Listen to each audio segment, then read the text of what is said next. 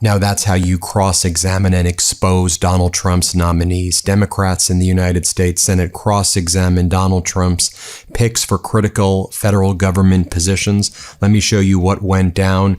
You have Democratic Senator Merkley cross-examining Trump's pick to be the Deputy White House Budget Director, Hal Duncan. Watch what went down here. Let's play this clip. Do you believe the 2020 election was rigged? I believe that Joe Biden was certified as the winner of the 2020 election. He was certified, yes. But do you believe the election outcome was rigged? Senator, I appreciate the question. As mentioned, I believe that Joe Biden was certified as the winner of the 2020 election. Okay. Duly noted that you're not responding to the question. Then you had Democratic Senator Tim Kaine make the point even clearer. Let's play it. Was the 2024 presidential election rigged? Senator, President Trump won the 2024 presidential election. Yeah, folks, how about that? So he was asked twice, was the 2020 presidential election rigged? And he said President Biden was certified to be the winner. He wouldn't answer the question. Saying President Biden was certified as the winner of that election is like saying today is Tuesday, June 16. I mean, it's a fact. But he wouldn't acknowledge that President Biden won that race. Now, there's only one of two reasons, Mr. Duncan. You have either fallen victim to the conspiracy mindset that says that that election was rigged. And if you're a conspiracy theorist, you shouldn't be let anywhere near the position you've been nominated for. Or, you know, President Biden won the election, but you're afraid of making an insecure president mad by acknowledging that fact. You answered so easily when I asked you the question about 2024. You didn't fight, you didn't evade, you didn't obscure, you didn't try to end run. You said President Trump won the election, which he did. He won the popular vote, he won the Electoral College. The answer was just as simple about 2020. The fact that you were unable to give the simple answer about 2020 raises real serious questions about you. Let me ask you this. Then we move on to Democratic Senator Blumenthal, who was cross-examining one of Donald Trump's pick, Bartholomew, about the same types of questions. Here, let's play this clip right here. Yes. So let me test your independence. Who won the 2020 election? Joe Biden, as certified by the Senate. Specifically in regards to the Peace Prize, it doesn't have to be more complicated than the fact that Barack Obama got one. And he can't handle that. But there's a more general and serious issue here. Donald is a deeply insecure man, and I refer to him often as a black hole of need. And he's constantly in search of things to fill that void. Usually it's money, but sometimes it's recognition, and sometimes it's power. But the problem for us is that there is literally nothing that he can get. There is nothing that he can steal. There is no compliment he can receive that will make him feel better about himself. So he is always in search of the next thing, whether it's more money, whether it's more power, or whether it's stealing property, territory from sovereign nations. Hey everyone, I hope you're enjoying the video. We put a lot of time into research, fact-checking, and making sure every story we bring you is informative and meaningful. As an independent channel, your support truly keeps this work going. So if you find value in our reporting, please take a second to like this video, subscribe to the channel, and help us reach more people with stories that matter. Your support means a lot, and it allows us to keep giving our best every single day. Imagine for a second that the person who knows you best in the world, who grew up inside your family, who sat at your holiday tables, who watched how you were made, also happens to be a trained clinical psychologist, someone with an actual doctorate, someone who studies for a living exactly how damaged people get damaged. And imagine that person decided to go on national television and tell the country, in clinical terms, what's really wrong with you. That is Donald Trump's nightmare. And it has a name, Mary Trump. She is his niece, his only niece, and she is by a wide margin the most dangerous critic Donald Trump has ever faced. Not because she's the loudest and not because she hates him the most, but because she has something nobody else on earth has. She has the family knowledge and the credentials. She was in the room, and she can read the room like a textbook. And what she's been doing on live TV in a best-selling book and as the secret source behind one of the biggest financial exposés of Trump's entire life has gotten so far under his skin that his family tried to sue her into silence before she could even speak. they failed. And today I'm going to walk you through all of it, who she is, what she exposed, why it terrifies him, and how it connects directly to what's happening with Donald Trump right now, today, on the world stage. Because the warning she's been sounding for years is looking more relevant by the hour. No, Mr. Bartholomew, who won the 2020 election? We have seen that script. By the way, you should check with the White House. That script has been abandoned. They have a new one. Oh. Well, my understanding from the 2020 election is we had an election. And Joe who won Biden it? Joe Biden was certified the winner of that election. That is a fact. Who won the popular vote? From what I recall in reporting at the time, that was Joe Biden. And who won the Electoral College in the 2020 election? Again, my recollection, and he served as president, Joe Biden would have been certified the winner of the Electoral College vote as well. Did you discuss your answers to these questions with the White House before coming here today? No. Let me ask you, was the Capitol attacked on January 6th? I don't know if I would use the term attacked. I mean, we had activity outside the Capitol, protests and such, and there was violence on the Capitol grounds. You have to be now the author of the most obvious understatement that there was activity outside the Capitol on January 6th. Was it attacked? You've seen the videos. You're supposed to be the Inspector General. Capitol Police were injured. Some died. Was the Capitol attacked? So again, it's more a term that you're using, attacked. There was protest activity. There was violence on Capitol grounds. Those people were prosecuted. Well, there was protest activity?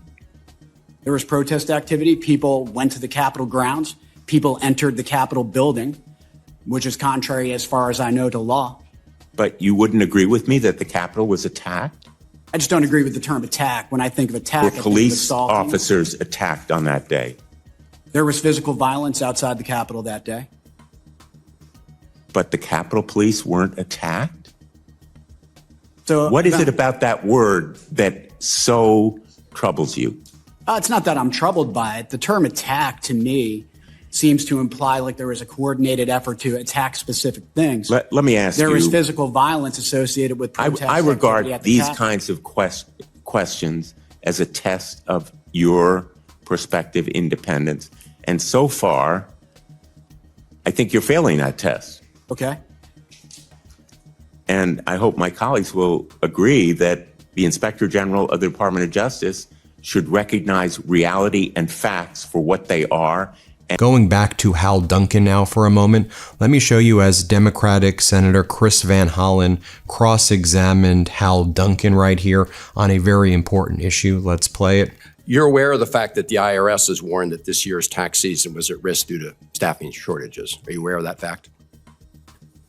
Senator, obviously, we're trying to. I'm just asking you if you're aware of that fact, that they warned that this year's tax season efficiency was at risk because of staffing shortages. Are you not Senator, aware of that? I'm not aware of the exact item you're referring to. I'm happy to take a look at it if it's in front of you. Yeah. But obviously, everything that we are doing is toward a commitment for efficiency for the American people. Well, in fact, you've had to rehire people who were fired at the IRS. That doesn't sound like it's more efficient to me. The same is true at FEMA. FEMA reinstated fire disaster response personnel ahead of the hurricane season because they were unprepared. Were you aware of that fact?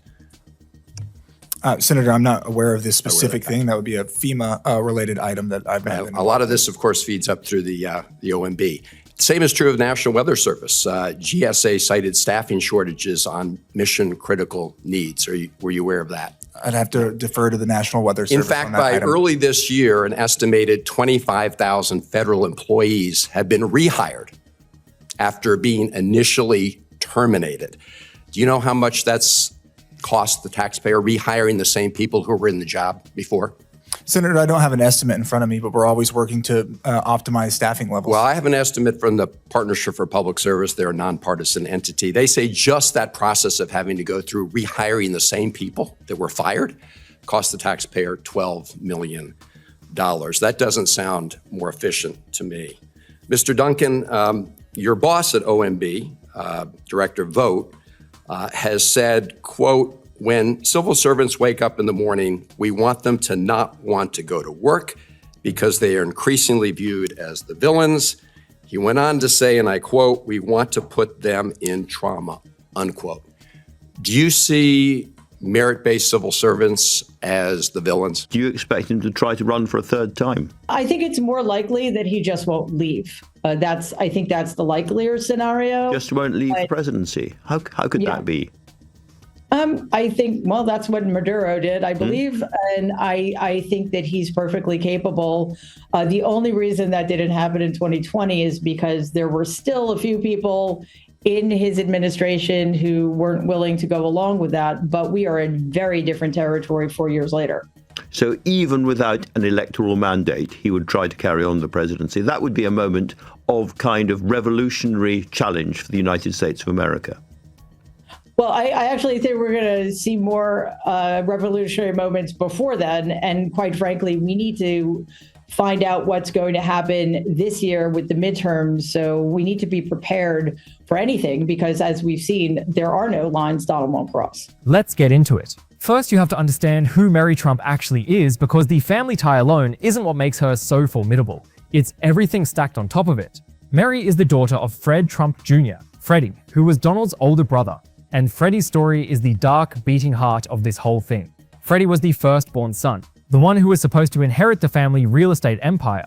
But Freddie didn't want the cutthroat life their father demanded. He wanted to be a pilot. He was gentle, by the family's account, funny, kind, and in the Trump family, as Mary tells it, kindness was treated as weakness. Their father, Fred Sr., ground Freddie down for it relentlessly. And Freddie spiraled into alcoholism and died at just 42 years old. Donald watched all of that happen. He watched his father destroy his older brother for being soft, and the lesson he took from it, according to Mary, was simple and chilling. Never be like Freddie. Never be kind. Never admit weakness. Be a killer, which is the actual word their father used to praise the sons who were ruthless enough. So Mary grew up watching the wreckage of what that family did to her dad, and then she did something with it that almost no one in her position does. She went and got educated. She earned a PhD in clinical psychology from the Derner Institute at Adelphi University. She taught graduate courses in trauma, in psychopathology, in developmental psychology, the literal science of how childhood shapes the adult. She wrote a dissertation. She did research on serious mental illness. So when Mary Trump talks about her uncle, she's not some random relative with a grudge and a podcast. She's a credentialed expert on exactly the subject she's discussing, the formation of a damaged personality, talking about a man she watched get formed up close for decades. That combination doesn't exist anywhere else. That's why she matters. Now let's talk about the book, because the book was the bomb that started it all. In the summer of 2020, Mary published Too Much and Never Enough: How My Family Created the World's Most Dangerous Man. And the subtitle alone tells you she wasn't pulling punches. The publisher billed her accurately as the one Trump willing to tell the truth about the family. Senator, first, Director Vogt has addressed that quote multiple times in this committee. I'm asking you what you believe. Do you believe civil servants are the villains? As I mentioned in my testimony, I think the OMB civil servants, who are the ones I work most closely with, as well as Director Vogt, who has a wonderful relationship with those civil servants, are among the best and brightest in the federal government. Excellent. So you don't want to put them in trauma, do you? Senator, that quote you're referring to, Director Vogt has addressed, is related to certain bureaucracies in the federal government. It's just a question for you, not for Mr. Vogt. Do you want to put federal employees in trauma? Yes or no? Senator, you're directly I'm asking referring what to, your view is. Do you think it's a good idea to put federal employees in trauma? I work very well with the civil servants at OMB. The quote that you're referring to was a reference to weaponized bureaucracies. Mr. Duncan, I'm asking you right now what your view is. Do you want to put federal employees into trauma? Yes or no? Senator, like I said, I completely support the civil servants that work at OMB, and that quote that you're referring to has been taken out of context and has been addressed by the director up here. So it's interesting you don't want to provide a direct answer. So listen. Let me show you what that cross-examination now looked like when you had Democratic Senator Slotkin talk about how the Trump regime officials are politicizing where budget funds go to for disaster relief, for research. They are stealing it from blue states, and they are not providing critical critical funding, and Hal Duncan would be someone responsible for doing that. And he seems in lockstep with that plan. Watch this cross-examination right here. Let's play it. I want to ask to Mr. Duncan, you've had an interesting couple of days up here on the Hill, made some news, gone viral a couple of times. And I just feel like this idea that to get a federal grant, the rules have been rewritten so that you can reject any organization that represents, quote, anti-American values, and anyone who, quote, damages the reputation of the government. So you're going to be in an important position of power. You want the big job. You answer the big questions.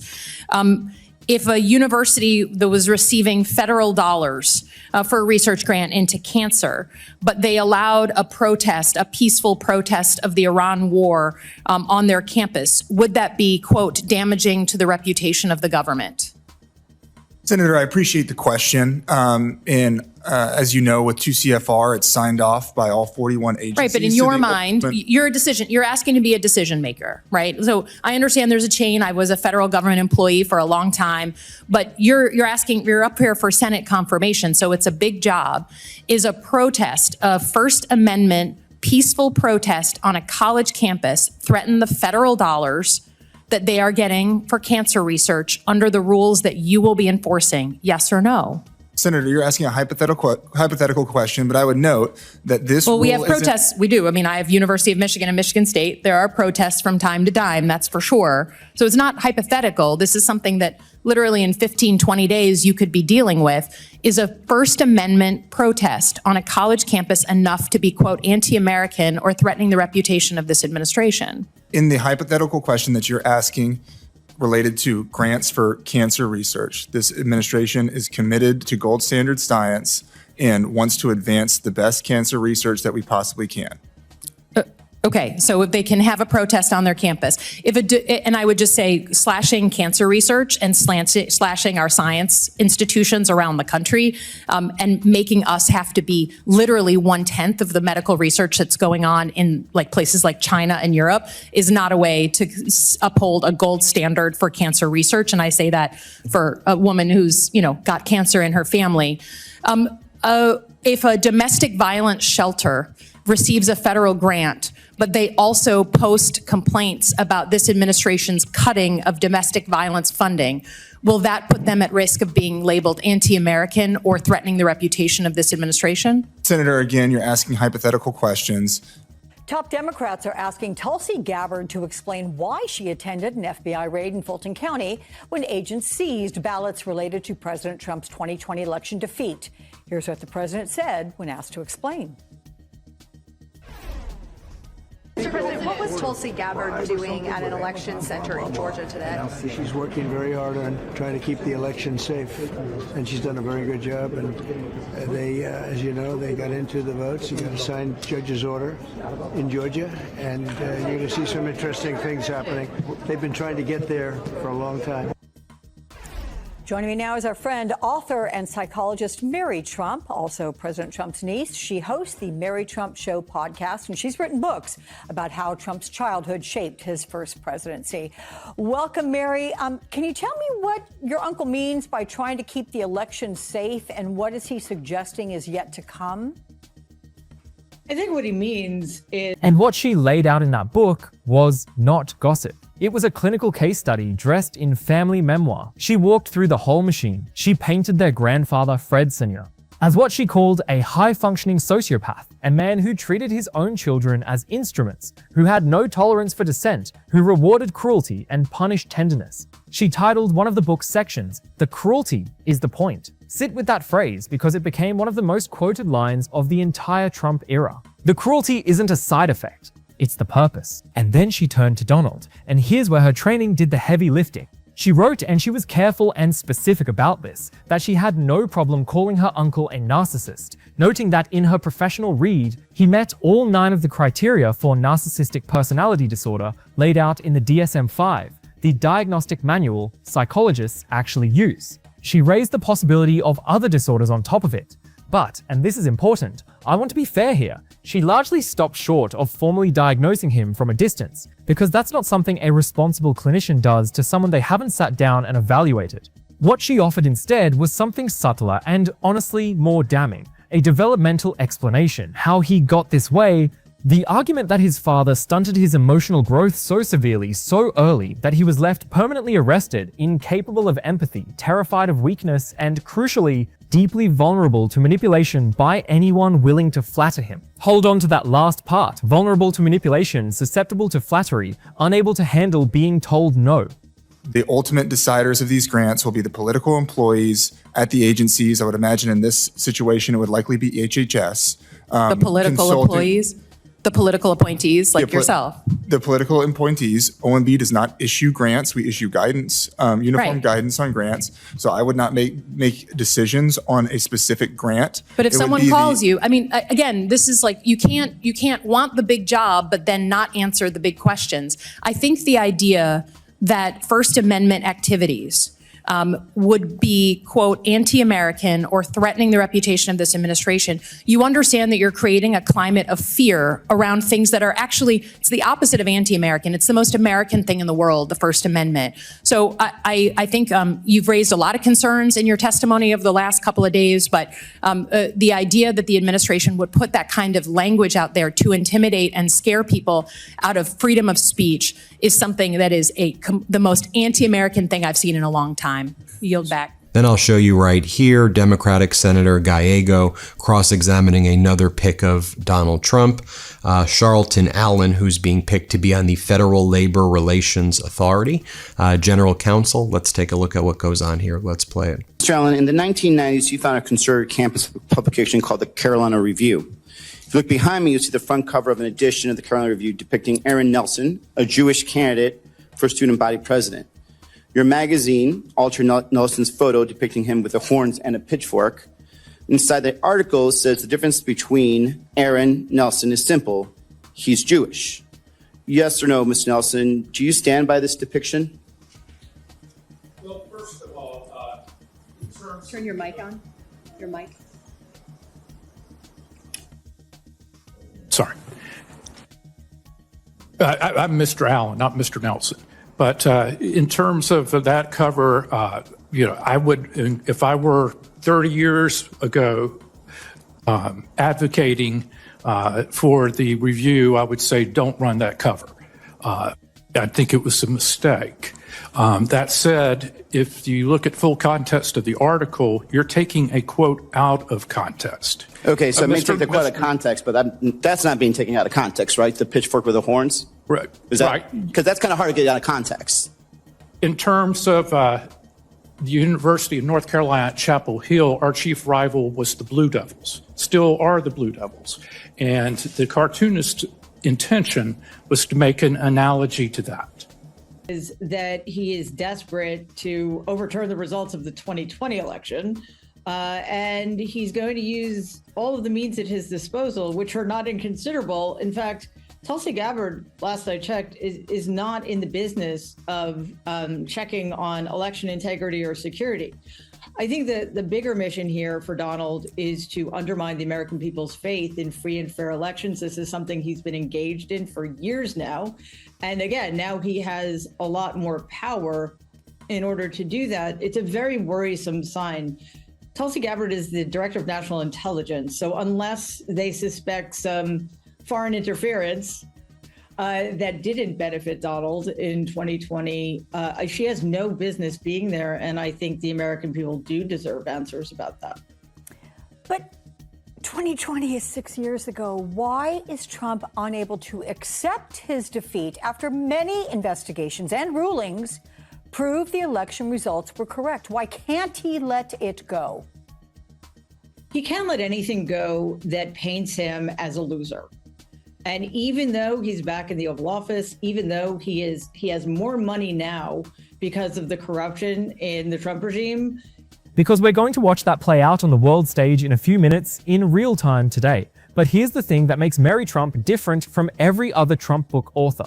She didn't just write about the secrets, she had already, years earlier, handed over the receipts. This is the part a lot of people don't know, and it's the most literal exposure in this entire story. Back before the book, Mary Trump was the anonymous source. The source. She provided the New York Times with boxes of confidential Trump family financial and tax documents, and those documents became the backbone of a massive 2018 investigation by the Times that detailed decades of dubious financial maneuvering in the Trump family, including the finding that Donald had received, in today's dollars, hundreds of millions from his father's empire, a great deal of it through tax schemes the paper characterized as outright fraud. That investigation didn't just make headlines, it won the Pulitzer Prize, the highest honor in American journalism, and it was built on documents that Donald Trump's own niece quietly walked out of the family and handed to reporters. Think about what that means. Every tough question Trump has ever faced about how he really got his money, how much was self-made versus inherited, how much involved cutting corners. A huge chunk of the documentary evidence behind all of it traces back to Mary. She didn't just say he was dishonest, she proved a paper trail. That's not an opinion you can wave away as a disgruntled relative talking. That's receipts, and he has never forgiven her for it. So how did Donald Trump respond to all of this? Exactly the way Mary's book predicts he would. So everything happened was just a total coincidence that the Jewish candidate happened to have a pitchfork and horns, and that also at the same time inside the context of the difference with Nelson is simple, he's Jewish, and the difference being between them and the Blue Devils. So the difference is that he is a Jewish versus a Blue Devil. Is that what your defense is? No, sir. The point is this. Mr. Nelson voted not to fund a Christian group. He voted to fund the Jewish group. He voted to fund the pagan group. But on two separate times, he voted not to fund InterVarsity Christian Fellowship. And it raises a conflict of interest when he was a member of a group that he voted for. You certainly remember in detail this incident in question for someone who wants to forget it. So do you stand by the statement that was made of that time period regarding Mr. Nelson then? What statement are you referring to? Well, I would say overall this anti-Semitic statement and depiction of this gentleman.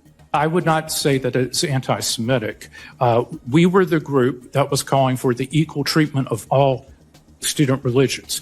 So it's not anti-Semitic to say the difference with Nelson is simple, he's Jewish. The difference between a Blue Devil and Nelson is the fact that he's Jewish. You stand by that then? The point was this. He voted for the Jewish group, and on two separate occasions, he voted not to fund the Christian group. I'm Mary Trump. Yes, the other one of those. You might know my uncle is the authoritarian, convicted criminal con man currently wrecking the country from the safety of the Oval Office. But for the vast majority of my life, I've just known him as interesting things about him. Deep down, he's a very insecure person. He's very afraid. He tried to crush her, and the way the family went about it tells you everything. When the book was about to come out, the Trump family went to court to try to stop it, to block publication entirely. The argument was that Mary had signed a confidentiality agreement years earlier during the family's bitter estate battles and wasn't allowed to spill family secrets. They fought to keep the book off the shelves right up to the last minute. And they lost. A judge ruled the book could be published, and the judge's reasoning was beautiful because it cut to the exact heart of why this was different. He pointed out, and I'm paraphrasing closely here, that the Trumps were a local family back when that agreement was signed in 2001. But the leader of the Trump family in 2020 was global. He was the president of the United States, and the public had a right to know what Mary had to say about him. The gag order that might have held for a private real estate clan could not hold for the leader of the free world. The White House, for its part, dismissed the whole book as a pile of falsehoods. That was the official line. Deny everything, attack the source. But here's the episode that, to me, proves Mary's entire thesis better than any psychological term she could use. It goes back to those estate battles. After their grandfather Fred Sr. died, Mary and her brother contested the will. They believed they'd been cut out unfairly. And in the middle of that fight, the family's response was to cut off the health insurance that Mary's family relied on. And here's the gut punch. Yeah, Donald Trump looks like death at the G7 as his health is collapsing, folks. It's getting really bad. I just want to bring out the receipts and go one by one with you on everything that we've observed. This is a real photo of Donald Trump. This is what he looks like now. This isn't an AI image. He's really gained a massive amount of weight. While he was there with world leaders at the G7, he couldn't stand up straight. He was kind of hunched over, leaning forward. You see him right there with MBZ, the leader of the United Arab Emirates. Let's just zoom in on the right hand right now. You see what the right hand looks like? What about the left hand? Let's zoom in. He's got this visible crack mark on his left hand. I'm not sure if that's an injection site, but both of his hands you see are discolored and rotting away. And it's not just his kind of physical weight. It's not just the hands that are rotting. Take a look at this photo of him, Zelensky, Rubio. Zoom in on his legs right there. I mean, do you see how swollen the entire legs are right there, going all the way down to his feet right there? I'll show you right here. Prime Minister Carney and world leaders would try to talk with Donald Trump. And, I'll show you what kind of Carney's conversation with Donald Trump was like right there. But they have to repeat themselves over and over again, and so Carney, I'll show you the clip a little later in this video. He goes, "Donald, we did a cap, Donald, a cap, a hard line, a hard line, a hard line. I thought you'd like it, Donald. I thought you'd like it, Donald. Yes, we're doing this EV deal with China, but it's a hard line. It's a cap. It's a cap." They have to repeat it over and over. World leaders know that Donald Trump is cognitively and physically declining. We all know. It's just American corporate news doesn't cover it, but you can literally see. Look how Carney is looking at Donald Trump. He's looking at the way, if you've had a family member with the unfortunate situation of having them in hospice care and they are clearly not there, and you're looking at them and you're like, I know you're physically there, but you're not there. And look at him. I mean, here he is all alone on the stage with G7 leaders. Like people don't know how to even interact with him. We need to watch this whole video. I want to go again, receipt by receipt, hear what's going on.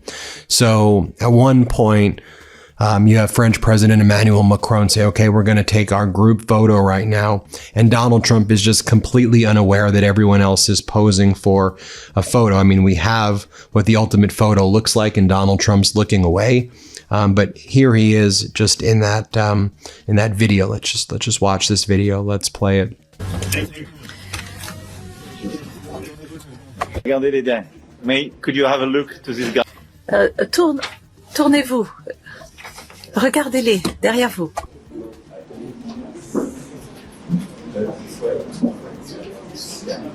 Georgia, you have the official. Then when Donald Trump was on stage with the G7 leaders, a confused Trump was wandering off in the wrong direction, and they had to guide him back in front of the G7 world leaders. You can watch this for yourself.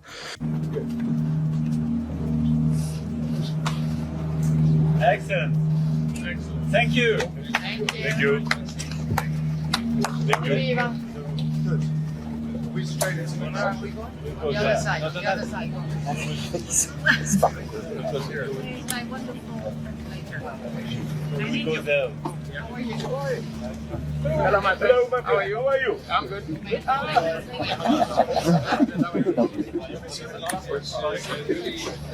You have Donald Trump grabbing the hand of India's Prime Minister Modi. He grabs the hand and the wrist for support because he was going to fall over. You can watch for yourself. Let's play it.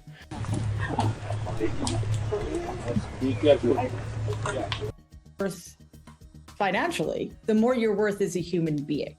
And he has a very, very deep void that he's trying desperately to fill. And money is his preferred way to do that. Of course, it's not going to work because we see these lawsuits becoming increasingly frequent, and the numbers are getting bigger and bigger. And he doesn't let anything go ever, even if he has indeed won, in a sense. Like, I defy him to prove what his damages are. He's back in the White House. He's making money hand over fist. And I think there are cases in which the lawsuit is vengeful. It's to get retribution. I think Letitia James Comey, but sometimes it's a mechanism to simply to enrich himself in a very easy way. He has a track record here suing media corporations, for example, and despite the fact that they're frivolous, they settle to his benefit. So he's not going to stop. I mean, he's suing me for $100 million. So, and I think that he understands now that there are bigger fish to fry. Yeah. I mean, but really, taxpayers would be the ones paying these out, which is extraordinary, whatever Americans feel about that.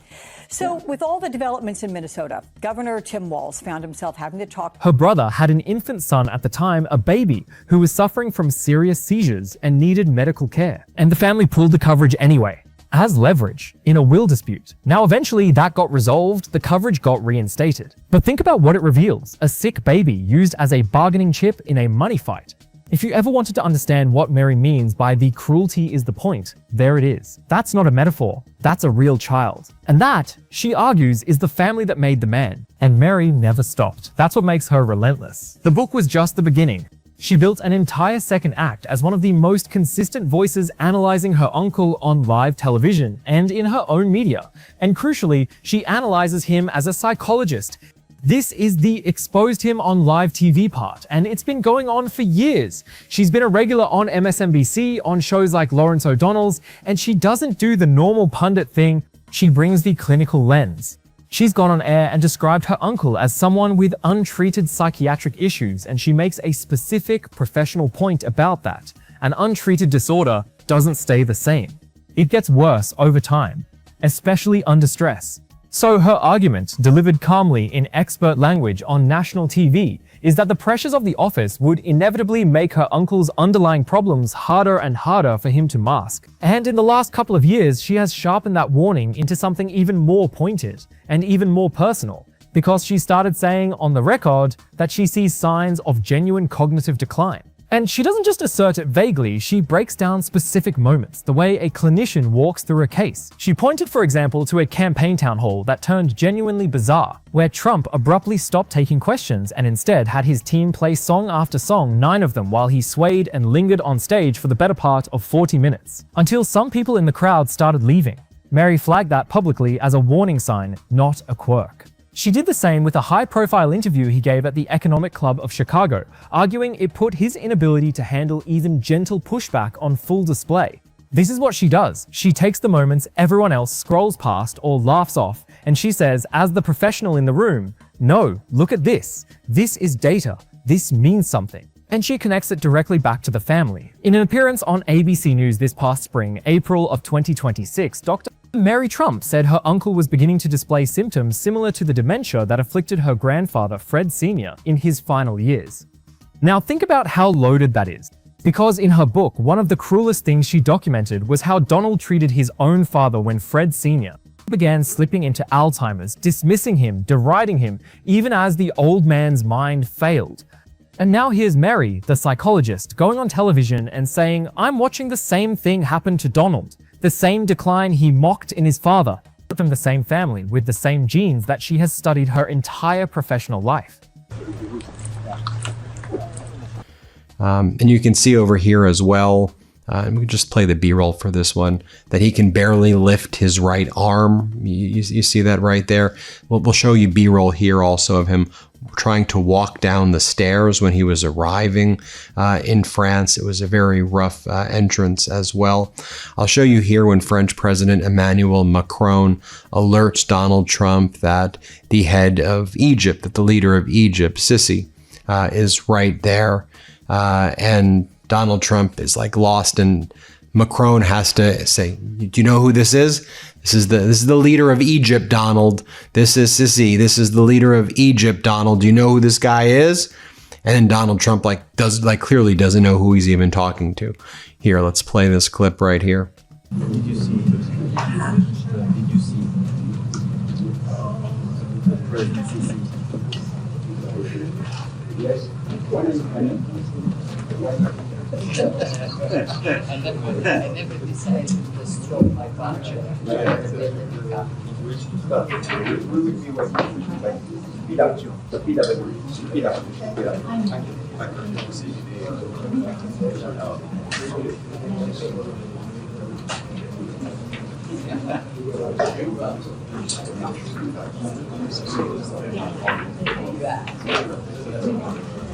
Now I'll show you when he was with Canadian Prime Minister Carney. I'll show you this first one about 18 seconds or so of this. You have Prime Minister Carney's selling Donald Trump on Chinese electric vehicles being purchased by Canada right now. And this is in retaliation for United States tariffs against Canada. And then just watch how Carney talks to him, though. Less than 3, and it's caught on hot mic, but less than 3% of our market, 49,000 vehicles. It's a cap. We capped it. Hard line. Hard line. I thought you'd like it. I thought you'd like it. And then Donald Trump goes, good. I like it. Good. I like it. Watch this for yourself here. Let's play it.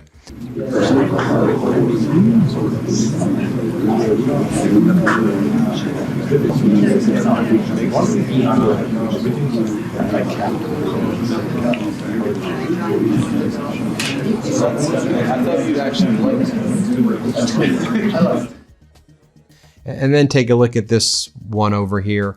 This is sound enhanced and zoom in by an account called Table Salt. Here you go. You can see the zoom in right here. Here, play this clip.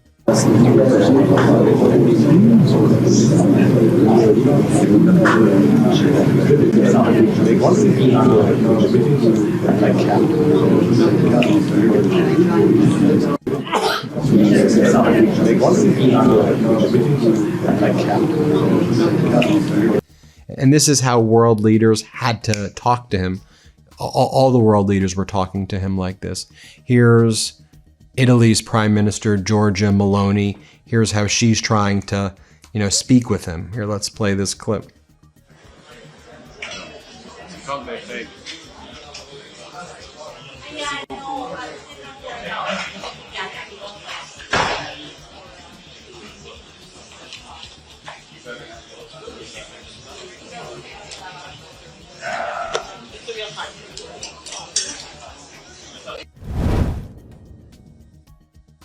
Look, if you're in this community, you're paying attention. You know what's happening, and a lot of what's happening, it's directly affecting your Medicare. Plans are being discontinued, premiums are going up, and the broker you might have talked to probably pushing Medicare Advantage plans even if they aren't right for you.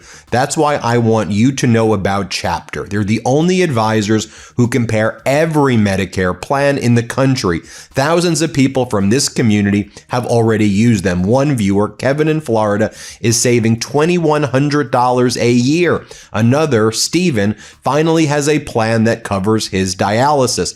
And for the Midas Mighty, a call with Chapter is free and takes just 20 minutes. So if you're on the right plan, they'll tell you. And if not, they'll help you find a plan that fits your needs. I want you to know that we've gotten such incredible feedback from the Midas Mighty about Chapter. Frankly, it is overwhelming, the positivity that is out there for Chapter. And so I'm so glad to be affiliated with it. I'm so glad you're all having great experiences. So call 82 Medicare today to speak with Chapter. That is 82 Medicare, and feel confident in your Medicare coverage.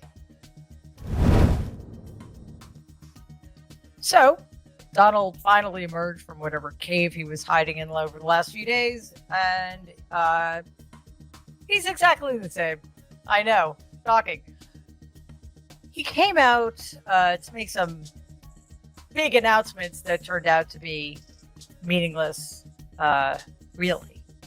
But in the midst of it all, he managed to threaten yet another blue state, Colorado this time. We'll get to that.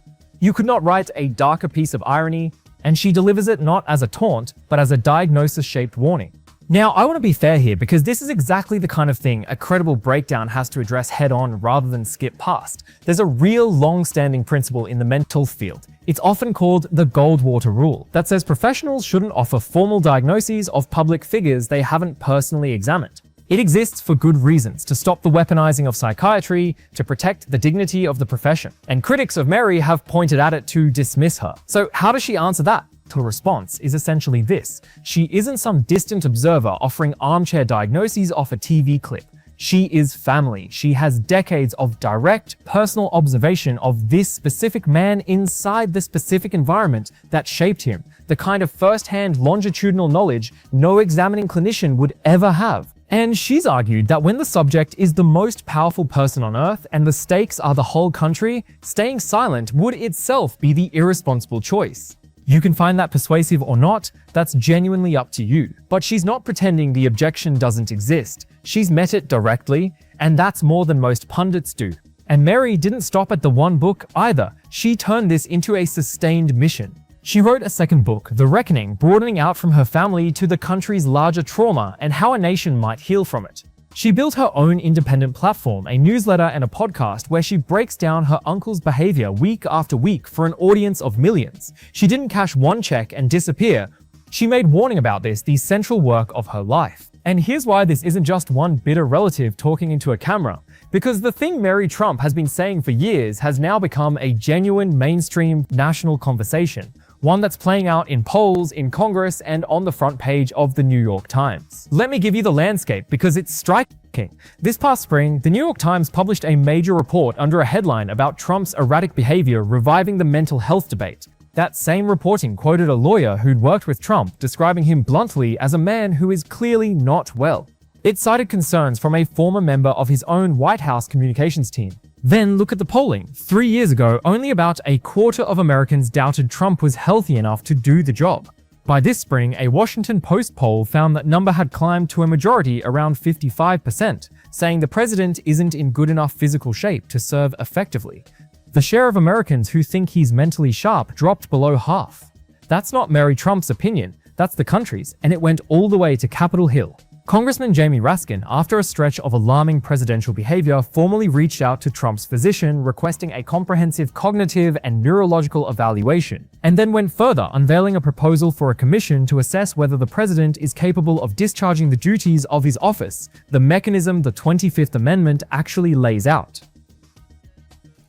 And this video I showed you yesterday, right?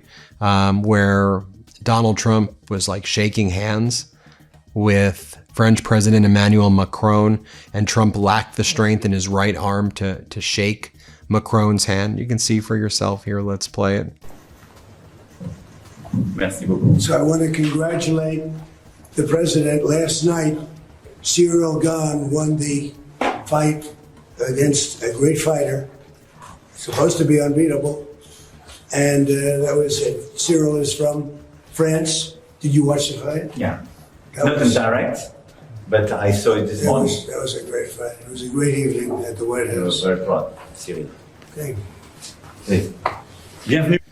And then the same thing we saw with Prime Minister Modi grabbing the hand. And we've seen Donald Trump have to do that with Melania a lot, also using her as kind of as a way to keep his balance. He's really losing his balance before our eyes. Here he does it. I showed you this clip yesterday, but I want to tie this all together with Brigitte Macron, French President Emmanuel Macron's wife. So you can see here. Let's just play this clip right now.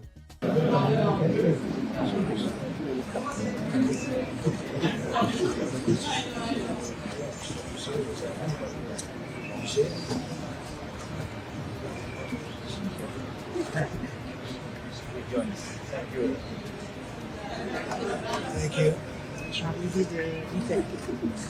And then, of course, Donald Trump just doesn't even know basic facts. Like, he doesn't know where Qatar is on a map. He tells the Emir of Qatar that Qatar shares a land border with Iran. It doesn't. You'd actually have to cross 3 countries. It's across the Persian Gulf, but it doesn't share a land border. You can see for yourself what he says right here. Let's play this clip. Any money in Iran.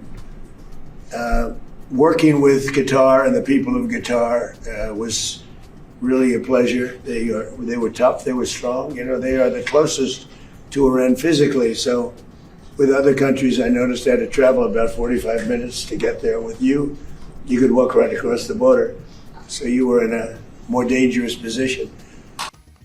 I know that's deeply disturbing, deeply, deeply disturbing. Then when Donald Trump's with the Emir of Abu Dhabi or the president of the United Arab Emirates, Donald Trump starts talking about having dinner at Versailles, and then he just kind of starts rambling about how the stock market's great. He goes from that he had dinner at Versailles and it's amazing to the market. It's very weird. Here, play this clip. So, well, I'm a fan of beautiful places. And I was leaving in the afternoon, and then the French president, who happens to be a very nice man, invited me to dinner at Versailles. And Versailles is not a gold leaf. Versailles is the real deal. And I said, I'd like to do it. I mean, all it means is that I get home later in the evening, meaning early in the morning, and I'm not a big sleeper anyway. I'll be in the Oval Office I won't lose any time in the Oval Office. So I have to say this, our country is doing really well. We're doing better than we've ever done as a country. The stock market's the highest, everything's the highest, 401k. And then when Donald Trump met with French President Emmanuel Macron, all he wanted to do was talk about the UFC fight. And he's like, I called you last night to talk about the French fighter, Here's what he says. Let's play it. And that's what Trump continuously was talking about with Macron, the French fighter. Do you know the French fighter? He says it again. Here, play this clip. Happened, but I had 2 very good conversations yesterday. We'll be talking about it. And we had a really exciting, I think maybe one of the most incredible evenings in the history of the White House. We had an evening last night with the fighters, and I was very happy. I called last night, very late last night, to congratulate you, because in the heavyweight division, a French fighter won. I don't know, is that maybe more important than the World Cup? To some people it might be. To some people it might be. You have a good team in the world. Yeah. Very good team, but you have good fighters too. And you're a great country, and it's an honor to be with you. Thank you very much. And then we've also seen this a lot lately, where Donald Trump projects how physically attracted he is to male reporters. He attacks the female reporters. We've seen that, right? He calls them piggy. He calls them the B word. He says horrible things about female reporters. Remember all those videos where we see the just the kind of lashing out. When it comes to the male reporters, Donald Trump appears physically attracted to them. He does this a lot. You're so handsome. You're so good looking. And so while Donald Trump was with, again, the president of the United Arab Emirates, that's what he was talking about. Oh, this man's so handsome. He's really good looking. Here, play this clip. Mr. President, I have a question. Yes. Regarding this. What a nice looking person. Is he from your country? Is he from your country? Absolutely. No, he's got such a nice way about him. My people are they're so mean. Look at him. The handsome guy can put him. Be careful. No, I can put him in a movie right now. Go ahead. Then just hearing Donald Trump talk about how he never wanted regime change, and that was never something that he's ever cared about, when obviously the whole thing he's been saying over and over again was regime change. And now he's saying, I don't care about regime change. I want to show you this data point right here. Let's play it. Country. So, again, I don't believe the regime change. I've watched regime changes for years. They never work. It has to just happen. I can tell you this is a country where it's never enough. And I've written about this, and it's fascinating to me how it continues to be true, but it's becoming increasingly true. The more power he gets, the more wealth he amasses, the more he looks back to engage in revisionist history in order to convince himself and everybody around him that he actually won everything. So I think it's pretty simple, actually. Donald is a deeply insecure person. And in my family, being a loser was literally the worst thing you could possibly be. It was deserving of humiliation and worse. So he is still trying to rewrite that narrative to protect his fragile ego. So, as you know, this week, he did actually file a lawsuit against the IRS, and it seeks a $10 billion taxpayer-financed payout over the leaking of his tax returns some years back. And last October, he also demanded $230 million from the Justice Department as compensation for the federal criminal investigations that he faced after losing in 2020. What's this really about? I mean, you mentioned money. Is that what it's all about? Yes. It is indeed, because Donald, it's never, as I said, it is never enough, because going back for decades, money is the only thing that gives people in my family a sense of self-worth. So the more your work to the White House officials as well as the president in the last week. And here's some of what he said about those talks. Let's watch. This is what's so hard to deal with this president. You have to know the psychology of how to do it. Look, I know who I'm dealing with, and I know the reason that he was calling me was he needed something from us. He needed it not because this is a horrific situation of a violation of human rights, the potential murder of Minnesotans, an assault on our state that is unprecedented, I think, in American history. The reason he was calling was his poll numbers dropped and it looked bad on TV. Do you agree there's a psychology involved in talking to the president? And if so, what advice would you give? Yeah, I agree with Governor Walz completely. Donald is not the least bit concerned about the violence that's being perpetrated. In fact, he's ordering it to be perpetrated. His goal here is to create circumstances in American cities that either lead to Americans staying home and keeping silent, or to clashes like we've seen in Minnesota that can give him the opportunity to invoke the Insurrection Act or declare martial law. I think that the time of appeasement is over. We've seen this play out on the world stage as well. People are finally starting to realize that the worst thing to do is to capitulate to Donald, because he sees that as an opportunity to try to get more. People need to stand up and stop playing ball with him and draw a line in the sand. I think that negotiating with an administration that never operates in good faith is a very bad strategy. And again, it only leads to a situation in which he continues to have the upper hand. Mary, as you look ahead, what are your gravest concerns about this administration relative to the country? My gravest concern is that there is nobody in a position to do anything about it who will try at least to slow this down. What we've seen since January 1st has been, on the one hand, not surprising, but just a shocking, shockingly quick decline of America, both domestically and internationally. So we're not just looking at a situation in which American institutions continue to be dismantled. We're not just looking at a situation in which essentially a Gestapo is being unleashed on the American people. We're looking at the possibility that the Trump regime is going to unravel the post-World War II order. She wrote the clinical case study of how the man was built, the cruel father, the destroyed brother, the lesson that kindness is weakness. And then she sat in front of cameras with an actual doctorate in the relevant field and calmly explained that the patterns would only get worse, that the decline would come, that the man would become more erratic and more defensive and harder to manage over time. And then, this is the part that should stop you.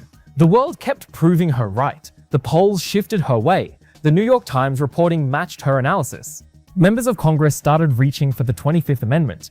And today, at a summit in France, a president racing to perform a victory his own intelligence agencies doubt is real, behaving exactly as the psychologist in his own family predicted he would. She didn't beat him with an insult. She beat him with a diagnosis, a paper trail, and the patience to be proven right slowly, in public, year after year. That's why he tried to sue her into silence before she ever said a word. Because of everyone in the world, she's the one who sees him most clearly. She's the one who was there when he was made. And she's the one with the training to name exactly what she saw. The family that built him taught him that the most dangerous thing in the world is someone who refuses to pretend everything is fine. And then that family produced Mary Trump, the one person who would never, ever pretend. Hey, if you made it all the way here with me, thank you. Genuinely. You're the entire reason this channel exists, and I don't take a second of it for granted. We're independent here. No giant network sitting on top of us, no corporate bosses deciding what we're allowed to say. It's just us doing the digging, going through the actual reporting, checking the sources, and putting it in context the way the big outlets too often won't. Today's breakdown alone pulled from the Times, from CNN, from the polling, from the reporting coming out of the G7 summit happening right now, because this stuff moves fast, and you deserve to have it connected together, not just thrown at you in pieces. So if this told you something you didn't know, if it gave you a new way to see this whole story, hit that like button right now. It takes 1 second and it genuinely helps us beat the algorithm. Subscribe if you're not already and tap the bell so you don't miss the next one, because with this administration, believe me, there's always a next one, usually by tomorrow. and share this with one person, just one. Somebody who needs the context. That's how independent voices win. One share at a time, and get in the comments. Tell me, do you think Mary Trump has been the most clear-eyed critic of her uncle this whole time, precisely because she's family? Or do you think being that close makes it impossible to be objective? It's a real question. I read every single one of these. Let's talk about it down there. This has been your independent breakdown of the story they'd rather you scroll right past. Stay sharp out there, stay loud, and I'll see you in the next one.